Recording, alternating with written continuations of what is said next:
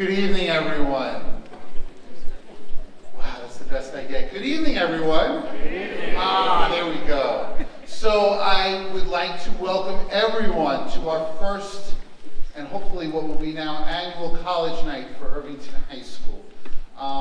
It's truly an exciting evening, and I know that a lot of people put a lot of hard work into making this evening possible, and just from the immediate level of people that are showing up, we can certainly understand that it's a very important event, one that is very welcome for the community. So I know that as I had a chance to become principal this year, certainly the focus around college planning and the comprehensive process that goes into that is very essential for what we do here in Irvington. Not only for what we do as a faculty and how we work with our students, but certainly for you, the parents, as well, and certainly for the students in the audience. So tonight is a perfect opportunity for us to come together on a spring evening, even though it doesn't feel like a spring evening, especially with some of the weather reports that we're hearing for this week. But really a chance for us to start what should be the first of many important discussions around how to best support our students in Irvington so that they can maximize their potential when they leave Irvington High School. And certainly the college process and other career opportunities essential to that. So there are a number of people that I just want to thank before we put the evening festivities in order. First and foremost, I'd like to thank certainly Dr. Harrison and Dr. Kaur for all of their support. I know they'll be around tonight and helping to support the event, so we welcome them here and are excited that they help make this night possible with us. And also, this night would not be possible if not for the amazing efforts of our guidance department, and that starts with Michael DeGennaro, our guidance chair. Yes, you can clap, that's okay, thank you. And I know that Claudia Rodriguez is with us, one of our guidance counselors. Andrew Long, one of our guidance counselors, is with us. Those of you may know that Ms. Antonello has not been with us. She's been out on leave, but we're also happy to announce that she gave birth today to two beautiful babies. So we're very excited for her. And I'm also excited to tell you, and those of you who are in Ms. Antonello's caseload, you'll know that today we sent out a blast. We're really excited to be able to announce that we have found our replacement for Heather for the remainder of the year. And it's someone with 38 years of guidance experience, 28 of which was spent in her last 28 years here at Irvington High School. So we're really excited to bring Ann Curie back to fill in and to support our efforts as a guidance department, and most specifically your children that are aligned to Heather's caseload, as Heather will be joining us again next school year. So our guidance department worked very hard to put tonight together, and as we were thinking about the best way to support you in this night, we realized that we had the potential of putting together many workshops. But the best part of tonight was that we have many experts from the field with us, and I know that we have 5 people here on our panel. And we also have someone who's an expert in the financial aid process who's going to provide one of our breakout sessions. And I know that this night has a lot to offer everyone here. There's going to be a ton of information. There's going to be an opportunity during this opening segment for some Q&A and some opportunities to really hear from our panelists about what they're looking for and what colleges are looking for when they start to go through the selection process. And then certainly, as you know from picking up the literature and the emails that we sent home, there will be an opportunity for you to attend up to 2 breakout sessions after this. We will certainly make any and all materials available to all of you, so if you don't have a chance to get to some of the breakout sessions, don't worry. If there's information that's handed out, we'll make it available through our website and through other opportunities. And we're also recording this process right now so that we can make the panel discussion available on the website for anyone who's not with us tonight and wants to see and hear from our experts and what the process is all about. So again, I could stand here all night long and share with you my excitement for our first ever college night, but I don't think that would be the point of it. So without further ado, again, I want to thank and welcome everyone for being here tonight for this important event, and I'd like to turn the microphone over to our guidance chair, Mr. Michael DeGennaro. Thank you, Mr. Cohen. Wow, I'm looking out here, and this is great to see all the parents. It's even better to see all the students in the audience. And again, I would like to welcome our guests that are here and just say welcome tonight. I'm going to go over a little housekeeping right now just before we get started with the panel up front. As Mr. Cohen said, I'd also like to, you'll see Dr. Harrison and Dr. Kaur wandering around looking at some of the different workshops. So I'm excited to have them here. I appreciate the intro by Mr. Cohen. Mrs. Marinello is here as well, our assistant principal, and all of the staff except for Heather, which you just heard had twins yesterday. So we're very excited there. So everybody should have in front of them tonight's agenda. So after this panel at about 7:20, we're going to release you from here, and we've got workshops set up in the high school CPR, the library, the chorus room, the orchestra room, room 117 and room 112. Those rooms are all posted on the handout that you have right in front of you in accordance to the programs that are going to be offered in those particular areas. And then we have one program that's going to be here right afterwards. So we would hope that as soon as we get out of here and we get done, that you guys can move quickly over to the high school so that we can have as much time with our presenters in the classrooms as we do here tonight. So I don't want to delay this any longer. Again, I want to thank you, and real quickly I'd like to let you know who the panel is in front of you. So from Manhattanville College, we have Ryan Dupuy.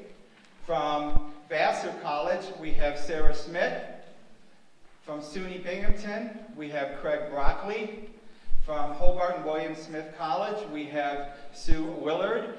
And from the University of Scranton, we've got, I'm going to get this name wrong, Gus Ezro. All right, awesome. So how it's going to happen, they're all going to spend about 4 or 5 minutes talking about their individual colleges and what they're looking for in potential candidates and their admissions process. And then after that, we have a couple of us that are going to be walking around, Mrs. Marinello, myself, Mr. Cohen, and the other 2 counselors. If you have a question as they're walking around, as they're talking, just raise your hand. And what we're going to do is we have note cards. We'd like to hand those out to you, and then we'll gather those note cards back, and we'll kind of go through them. And unfortunately, we probably will not have time for everybody's question, but we'll try to go through those and get the ones that are, being requested by the most people. So we're going to kind of go through that. So just raise your hand. We'll bring in a note card. We'll collect that, and we'll have an answer, question and answer off of those at the end of the program. So without any ado, we'll let you guys go. Thanks, Mr. DeGennaro. Can everybody hear me okay? Excellent, thank you. Just recovering from a slight head cold, so the microphone's essential tonight. I think I speak for everybody when I say thank you so much for having us here at the reception, and hopefully we can learn a little bit, and maybe we can learn a little bit from you. As Mr. DeGennaro said, I'm from the University of Scranton. My name is Gus Ezra. I'm an admissions counselor at the school. Went to Scranton, graduated in 2009. My undergraduate degree in International Studies and Communication Journalism. So please, not too many questions about the biochemistry, cell and molecular biology research track. I don't know too much about that, but can answer pretty much anything that you asked tonight. The University of Scranton is a private Catholic Jesuit liberal arts school in northeastern Pennsylvania, Scranton, Pennsylvania. It's about 2 hours away, conservatively, driving. If you get here, put a little foot on the gas, you can get here in about an hour and 45 minutes. And we have 61 different programs. Being a private school, Jesuit school, we're typically smaller than most of your larger public schools. We have about 4,000 students. Average class size is around 20 students, maximum class size 35, with a student-to-teacher ratio of 11 to 1. So you will get more one-on-one attention at a school like Scranton. And actually, a lot of the schools tonight are a little bit smaller. In terms of the admissions criteria, Scranton is going to look at a lot of different variables with each student that comes in, and also depends on which program you're applying into. Our 3 most competitive programs are nursing, occupational therapy, and physical therapy, which is a guaranteed C program into our 7-year doctoral program overall. Science programs, mathematics programs can be a little bit more competitive, and then your liberal arts is the other side of things. So in terms of the competitive natures, anything around a 92, 93 average. This year was the averages to get into those majors. 1150 to 1200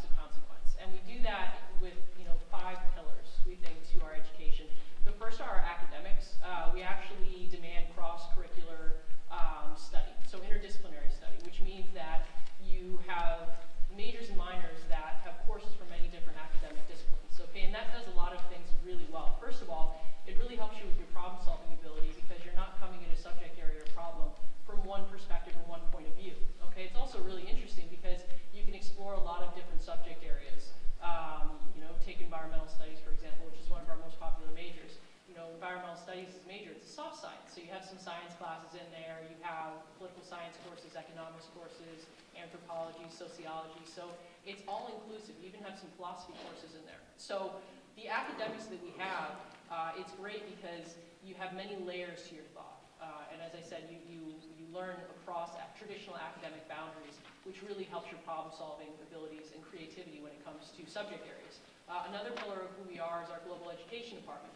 We ask that students think globally because in the professional environment and political, whatever you approach, it's a global world, okay, obviously. So we have one of the top study abroad programs in the country. 60% of our students study abroad, and it's not just in Western Europe and Australia. We have programs in Senegal, South Africa.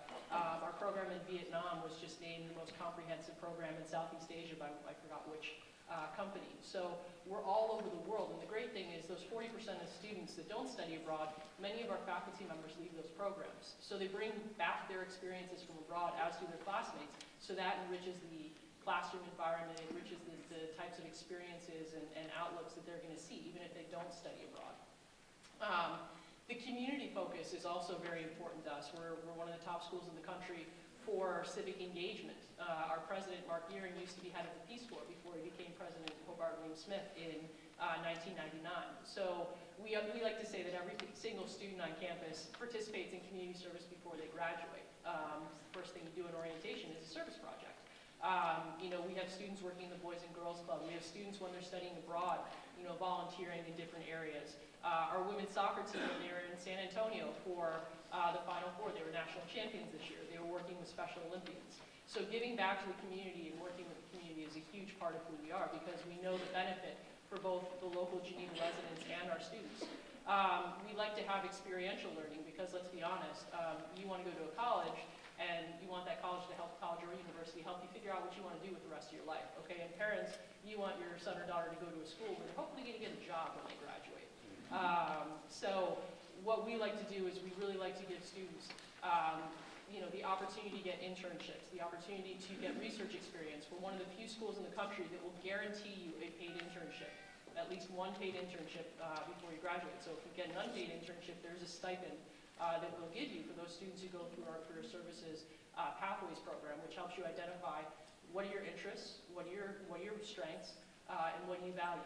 Okay, so looking at all three of those will match you up with opportunities. We guarantee every single person an internship. So nowadays you need those internships and research experiences to get into graduate schools, to get jobs when you graduate. So for a school of 2,300 students, we had, I think, over 600 internships last year that the students were taking part in, and then I think about 130, 150 research experiences for the sciences. And then, the last part of who we are is kind of a sense of place. The local Geneva community is great. You have the Cornell Agriculture Station, which is right there. So we have students that are able to go and do research in one of the premier agricultural research centers in the country. The Finger Lakes region is one of the top wine producing areas in the country. It's a beautiful area in the summer. It's packed with summer residents. So we have a lake that's one of the largest fresh bodies of water in the country. So it's just a really fun, great place. Like I said, we're a school of 2,300 students. We're test optional. We take a holistic approach to reading applications, which means that your character is just as important as your GPA. So it's kind of in a nutshell who we are. So I'm going to pass it on. Thank you. Hello, everyone. My name is Craig Brockley from Binghamton University. It's actually where I studied as an undergrad and a grad student. Now I'm an assistant director up there, and I cover this area of New York. And I love coming down to Irvington. A lot of great applicants this year. A lot that I got to check off accept on, which I'm very excited about because we're in that fun time of year, right? Just about. At Binghamton University, maybe the big difference here is maybe we're the largest, but also the only public. You can see that in the name, SUNY State University of New York, which is a very, very large system. We're one of the 4 university research centers of the big 4 in that system. We're the smallest, most selective. 5 academic colleges. We have 12,000 around undergrads, about 3,000 grad students, so certainly a mid-sized university. But a quick little aside fun fact, we started as a small private liberal arts college and sort of transitioned along the way into a Tier 1 research university to fit the state's need for a public research school. and that's sort of our transition. Young university, but have quickly risen to a pretty nice level, something I'm proud of now as an alum. The 5 academic schools really starts with our heart and soul, which is Harper College. That's our largest program, our liberal arts and sciences program. A lot of our students are majoring within there. All of our students are taking a liberal arts core through Harper College. Part of one of our advantage ideas that you're going to go out there and have a firm background in the humanities and liberal arts no matter what your degree is in. That's all right in Harper College. Then we have our School of Management, probably our most selective program, very good professional ties, especially down here in the Metro New York area.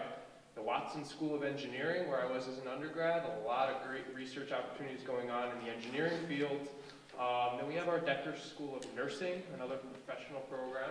And then our College of Community and Public Affairs, which is, got one major, it's human development. It's the people side of psychology, a very good hands-on field to get right out there in the working world. And then our Graduate School of Education, which is a graduate program, getting your master's degree in teaching. Lots of different accelerated master's programs tied into the undergrad, staying on for 1 year and getting your master's, and for those ambitious students, those who want to stay on and get their PhD. Again, as a university, that's what we offer, is that bachelor's, master's, PhD level degrees, and lots of opportunities. And that's part of the focus of being a mid-sized university with a small school heart. Many different ways to go about your educational path. One big factor about Binghamton as a New York State school, part of our mission is to resemble the world, and New York State happens to be a very diverse state. We have students, of course, from all over New York State, as well as all 50 states, as well as 110 different countries, all represented at Binghamton. So that's one of our core missions. We also, part of the State University of New York, give you about 600 different study abroad programs. So if you want to study somewhere in the world, you have a lot of different options at Binghamton, which is great to take advantage. We definitely live in a global world, so it's certainly something to start thinking about. And not to keep going on and on and on about Binghamton, but the big thing about being a public school is our value side, and that's kind of where we fit into the niche part of the world is we're here to provide access for students of all different walks of life, from all over the world. That's when year in and year out, we usually top in about one of the top 10 values in the nation for a public research school. So, passing it on. Good evening, everyone. I don't use a microphone all that often, so please forgive me. My name is Sarah Schmidt. I am Senior Assistant Director of Admission for Vassar College. We're located in Poughkeepsie, New York, so about an hour and change north of here, depending on how quickly you drive on the Taconic. We are a small private co-ed liberal arts and science college, and we consider ourselves to be large for small, if that makes sense. Our student enrollment is 2,450. Which in the realm of small liberal arts colleges actually is on the upper end of the size scale. So what that means for students is they still get everything that's associated with that small liberal arts college experience, the small class sizes, the individualized attention, knowing professors by their first names, most likely going to their houses for dinner, walking their dogs, meeting their children, all the warm fuzzies, as I like to call it, that is inherent to all small liberal arts colleges. But because we are a bit larger, it means our students have some more opportunities and resources than you may typically find at smaller institutions. So for example, we do offer over 51 courses of study for students to choose from. We also, for example, have a full film major that includes film production, not just film studies. We were actually the first college in the United States to offer cognitive science as a major at the undergraduate level. We are also on the forefront of developing neuroscience and behavior. It's one of our most popular majors. We offer 19 different languages that you can study right on our campus. Everything from your standard Spanish, French, German, Italian, Russian, Chinese, Japanese, to Korean, Swahili, Hindi, Arabic, Swedish, even Old English is an option for our students. If you've ever wanted to read Beowulf in its entirety, you can do that at Vassar. Each year we offer about 1,000 courses for our students to choose from. So if you look at the schools that Vassar typically crosses applications with, we tend to cross a lot more with large urban research universities as opposed to other small liberal arts colleges, which is strange. We're definitely not a large university, but again, I think that really speaks to what students have at their disposal. The key to a Vassar education, at least in terms of academics and something that makes us a little more unique, is that we are one of, I think, only 8 colleges in the United States that offers a truly open curriculum. This means there are no general education classes, there is no core curriculum. We don't even have a structured distribution requirement telling you you have to take a certain number of classes from these 5 different divisions. Vassar students are very independent. They like to tell us what they want to do. They don't want to be told what to do. And so there's the students who are really coming in and they're excited to take the reins of their education at the very beginning. They don't want a semester or 2 of figuring things out before they start deciding what their courses are going to be. They want to have that control, working, of course, in conjunction with lots of different advisors, so they're not left on their own. I'm going to try and keep this short. Luckily, we are really close, so you can always come and visit. Please, please visit. April is usually a lovely time of year. In terms of admissions, we are a highly selective college. Our acceptance rate each year is somewhere between 23 and 24%. And again, you can read all about the stats and profiles of our admitted classes online. But I do want to emphasize that we are need blind in our admissions process for U.S. citizens and permanent residents, which means your ability to pay for a Vassar education is not a factor in our admissions decision. About 60% of Vassar students receive some form of need-based financial aid from the college.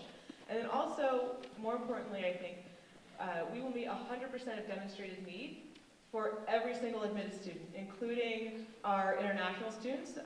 They make up about 10% of our student body. So if you are admitted to Vassar, we will meet 100% of whatever your calculated demonstrated need is. Thank you. I could, but... Good evening, everybody. My name is Ryan Duke. Can everybody hear me all right? Awesome. I'm glad to see everybody's here. This is actually one of my favorite activities I get to do as an admissions counselor. I feel it's one of our responsibilities to bring as much transparency to the admissions process as possible. So I'm really happy to be here. Once again, my name is Ryan Duke. I'm coming from Manhattanville College. It's really, really far away, meaning it's about 10 miles down the road on 287. Some of you may have even been to my campus. We have a gorgeous 100-acre campus right here in southern Westchester. We have about 1,700 undergraduate students on campus. 85% of my student body lives on campus with us. The students are guaranteed housing all 4 years. There's quite a few things that are unique about Manhattanville College. First and foremost, we are that small private liberal arts school. Our name is a bit of a misnomer. We left Manhattan about 60 years ago. And one of the reasons why we decided to leave Manhattan is because we could no longer fulfill the dreams of the college by staying in the city. We wanted to offer our students and faculty the opportunities that were no longer available in the city. We wanted to offer our faculty and students the opportunity to create relationships with each other, to have that traditional college experience, to have a campus to call home, to have something called parking, which is something that does not exist in the city. It's a myth. It does not exist. So these are some of the reasons why we decided to move to our present location here in Westchester. Some of the things that really make us unique. We're a highly diverse campus. I don't know if anybody's aware of it, but about 18 to 20% of our student body comes from outside the United States. We draw a student from every continent on the planet, with the exception of Antarctica. And that's only because the penguins really have horrible test scores. They waddle and they scare me just a smidgen. But we really do a fantastic job of drawing in students from around the globe. And for such a small private liberal arts school, that's something that's quite unique, and you can't find that really every day. We're very passionate at Manhattanville College about our small little school. About 30% of our faculty live on campus with us. Classroom sizes is roughly about 17 students per class, and advisors are generally students, professors as well. So it really brings a lot of continuity in the advisement process. A few other things about Manhattanville College as far as the application process is concerned. Generally, we're looking for students who perform a large amount of community service. Community service is one of the core values on our campus. Last year alone, we performed about 30,000 hours of community service, and that's something we feel is a huge accomplishment. So that's something that we look for in every application. Beyond that, as far as academics are concerned, we're looking for that quintessential B+, well-rounded student. The student who's not only engaged successfully in the classroom, but is also engaged within the community and also globally. Students who are participating in athletics, or perhaps FBLA, FFA, whatever it may be, we're looking for some kind of participation. to kind of bring to our campus community. As far as scores are concerned, we are a test optional option institution. I know a few of us up here are. To touch on that for a few minutes, test optional really means that students can put forward whatever they feel is their best foot. So if they feel their transcript is really strong, they don't necessarily have to submit their SAT or ACT scores, although they could if they'd like to.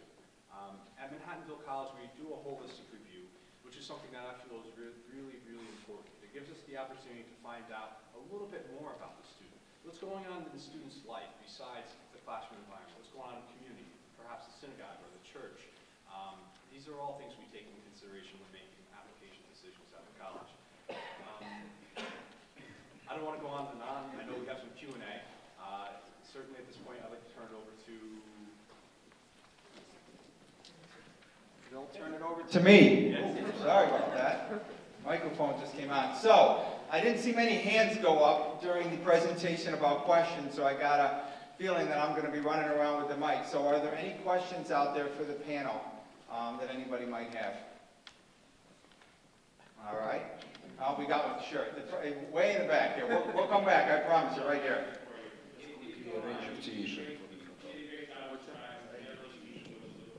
How much tuition is? So if you guys... Oh yeah, I'll get this one, but we'll start with this one. If you guys could real quickly just address what is the tuition, room and board for your particular colleges? The question in the front. Okay, tuition, room and board, the whole 9 yards at our school. Currently the price is $49,000 per year. That being said, an average financial aid package at our institution is about $31,400. So really, what it truly would cost a family depends on a variety of circumstances. One variable is student academic merit from high school. We certainly take that into account.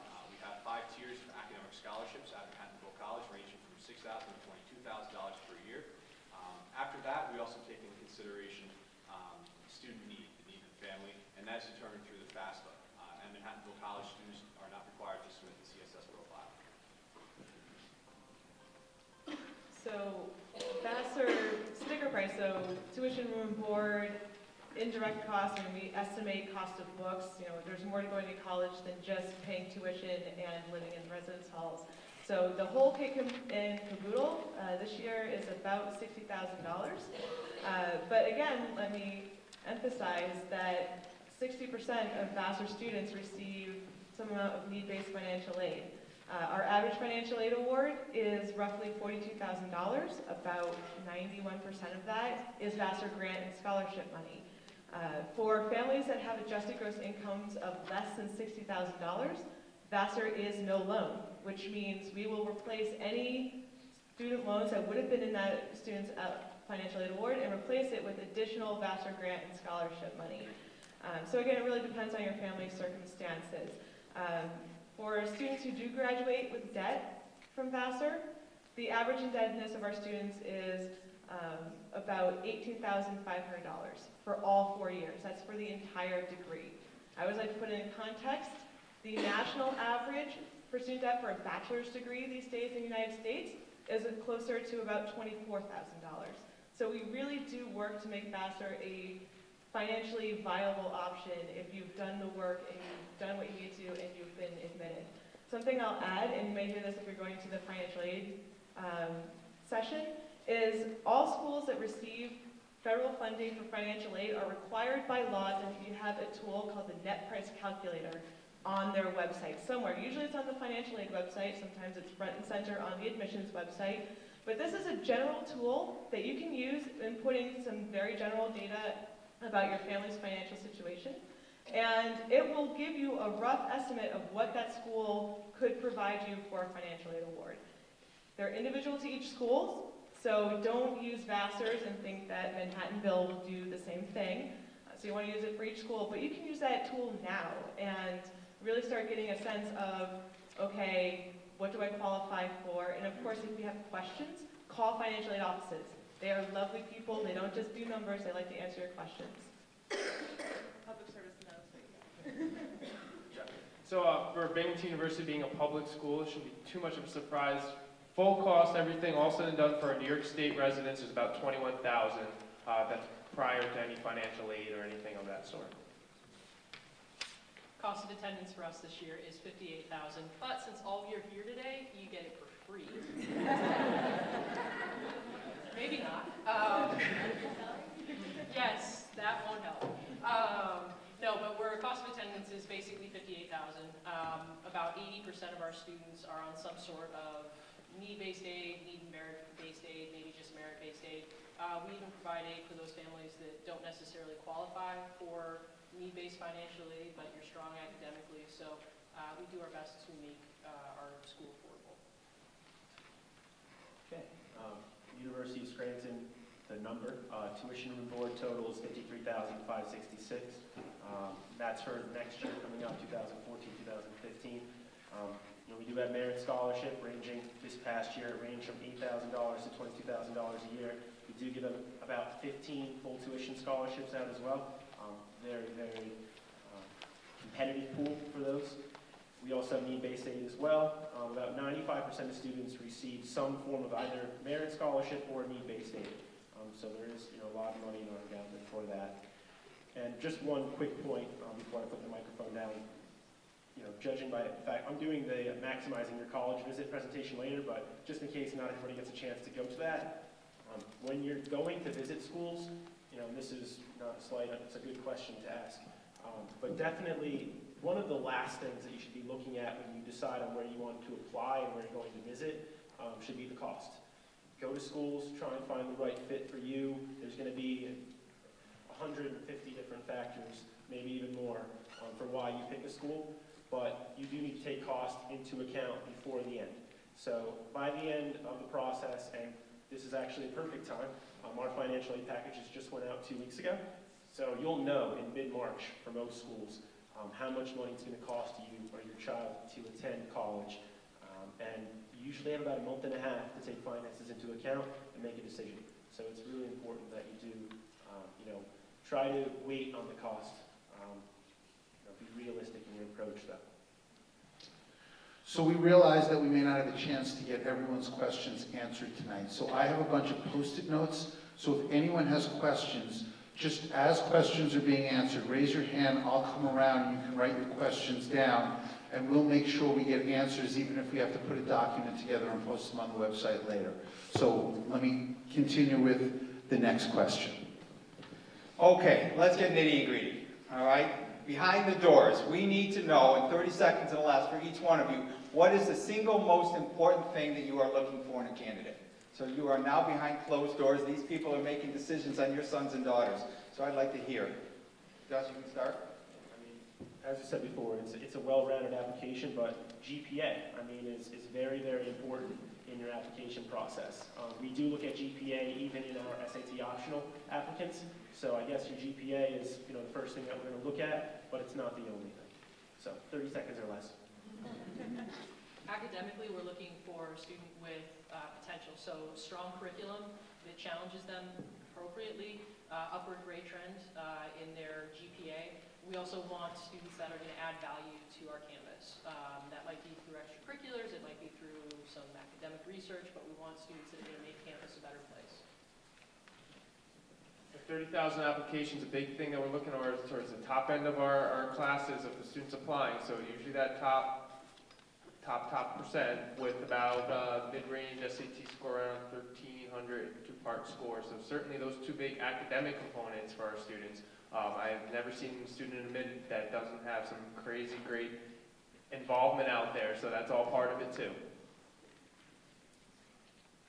I think for us, again, it's a holistic process, but the most important aspect of any application is your transcript. Not just your GPA, your transcript, grades, courses you're taking, are you taking a rigorous curriculum, as well as your senior year. It is still important the classes you are taking as a senior, and are you continuing your academic effort in your senior year, because we will have your quarter grades if you're applying early, or your mid-year grades if you are applying for your regular decision, as well as everything else in the application, but definitely a transcript and what you're doing academically. For us up in Haddonville, certainly one of the biggest things is really fit. And what is FIT? FIT is academics, and FIT is everything else that is going on within the student's life. That being said, to echo what everybody else just said up here, it really comes down to GPA and transcripts. You know, we want to know that a student can be successful with us while fitting in academically, socially, athletically in the rest of the process. So certainly, we like to see some honors and some APs tucked into a student's schedule. We'd like to see them challenge themselves, upward grade trends, things of that nature. Any questions from the audience? I just had a question before, up the top. I don't know if you got a chance to finish it or not. You didn't talk at all about early decision or early action versus regular admission, but I'm curious to know if there's much difference in your acceptance rates for the different types of admissions. Absolutely, great question. One thing to kind of say before each one of us says our piece is early decision is really looked at differently at every institution. So it can make a difference in some institutions, and it may not make that big of a difference in other institutions. At Manhattanville College, we have two types of admission. We have early decision, and we have our regular/rolling admission. Certainly, early decision applications are looked at differently due to the fact that they are binding. So certainly, they're given much more weight by the admissions committee. So there is certainly a difference in the way that we as an admissions committee view an early decision application when against a rolling application.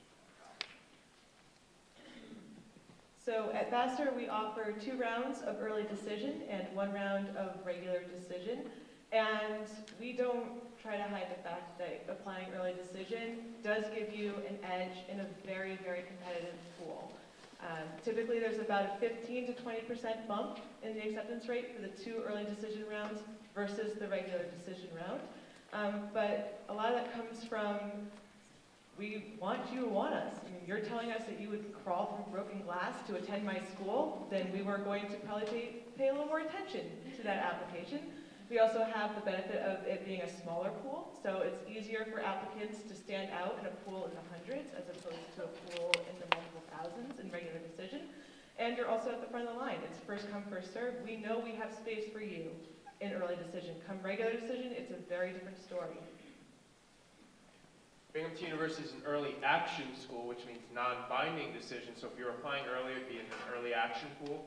It depends on the year. Sometimes 50% of our applicants come in, or sometimes a quarter of the applicants come in. It really depends. Statistically, it does not hurt a student to apply early. The advantage being that if you're right in the competitive mixes, we're at least looking at you twice. Early action and then maybe moving over to the regular decision pool. But we go into it with the same mindset that we're going into our regular pool, looking for that same type of student. Now, selective schools, you got to know that spaces can fill up. So sometimes earlier helps in the sense that you got your stuff in.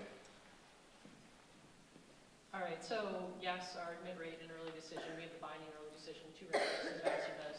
So it's higher, the academic profiles of those students that are admitted in early decision versus regular decision. It's a much wider range of academic profiles, so there is an advantage to applying early decision, but what none of us have said thus far, there is not any difference financially between early decision and regular decision. That's actually a rule with admissions departments across the country. So if you're looking for a financial advantage, early decision and regular decision, you're treated 100% the same.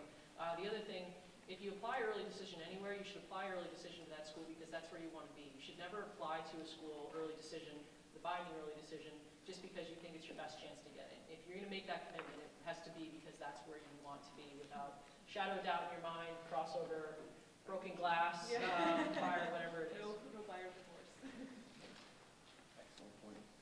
As far as Scranton's early action, we have no early decision pool. As far as early action goes, you want to get your application in by November 15th. For early action applicants, you will hear back by December 15th, and you get your Merit Scholarship Award if you're awarded one, right on the acceptance letter, which actually comes in the mail still. We still do paper mailing, which I love. In terms of early action, as I said, non-binding, there is really no reason not to apply early action to Scranton. And regardless of whether you do the early action application or the regular admission application, rolling admission, there's no application fee. So I try to tell students, if you have an interest in the school, apply early action, you'll hear back earlier. And it's the same thing with the early action, or the SAT optional applicants. There's no date or deadline. As long as you get your application in, you'll be able to hear back relatively quickly. Okay, another question from the audience. Now, I heard very clearly, I think we all did, that GPA and transcript is probably the most important thing for, if not these 5 schools, most of the schools out there in this very competitive place that your sons and daughters are going into. So everything being equal, GPAs, transcripts, within the applications, again, you're behind closed doors, all right? What, for these students that are out here, what would be the next thing? Is it their college essay? Is it a recommendation from a teacher? Is it an interview? What would be the next thing that could set a student apart on an application when grades and transcripts are pretty much equal? I think this is going to depend on, every school individually, so this is a good question. I know personally, when I read applications, and I read all the applications for Westchester County, I'm personally looking at, number one, students' GPA, SATs, transcripts, grades are big. But I also look at what students are doing outside of school. What are you spending the majority of time doing when you're not in class? So I like to see a lot of activities. Scranton does a lot of community service as a school, over 170,000 hours last year. So that's a huge thing. And I'm glad that you brought that up with transcript and grades, because there are also, I don't know as well how many other students or how many other schools do this, but we actually have an interview process. So if you aren't accepted right away and you are deferred, which every student that doesn't get accepted in early action is automatically deferred, so there's no denials in that process, you do have the option to come to Scranton and do an interview one-on-one with the counselor or over the phone, and we do accept quite a number of students from that as well. I think maybe just a general answer for everyone. Basically, what I think any institution is looking for beyond the academic piece is demonstrate interest first and foremost. Demonstrated interest basically means what have you done to interact with that institution? Okay, it might be an interview, it might be a campus visit, it might be meeting with the college admissions rep when they go to your school, emailing the college admissions rep for your area. But demonstrated interest is very important because we want to admit people that would, crawl over broken glass through burning flames to go to the school. So that's becoming more and more important because schools are becoming more selective. So they want to admit students that want to be there. So demonstrated interest is exceedingly important. And then besides the academic piece, we want students that are going to add some sort of value to campus. And I think that's very individual for each institution. If you're looking at a university where you apply to specific majors, that's something else. I used to work at one of the Tier 1 research institution, and one thing that they really look for besides, very intelligent individuals are those people that are going to add something beyond academics to their campus, okay? And that could be gotten through an essay that they ask you to write about the school. It could be looking at your activities, and I think all of us here would say it's not about the number of things you do, it's about the depth of your activities and involvement. So I think we just want students that are going to make our school a better place and that have the potential to be successful and have showed us some love. We drive a lot and stay in a lot of hotels, so we like it when people show us some love. Okay, unfortunately, we have come to the our time restraint. I think it's about 7:20, and we want to get people moving to their panels right after this. I want to thank you very, very much for your I appreciate it. I'm sure our audience does. Before I hand the microphone over to Mr. Cohen, I just want to make sure that you have in front of you a profile for each one of the colleges that's on the panel. On the back of your packet of information, there's an evaluation form that we really would like you to fill that out before you leave, and leave in the last workshop that you're at tonight. And we will be sending out a follow-up email blast out to everybody about tonight's program, and with any information, and hopefully we're going to attach a survey, so if there are any questions that you have that were not answered tonight, or that you have in any of your workshops, you can write them in, and we'll try and get those answered for you.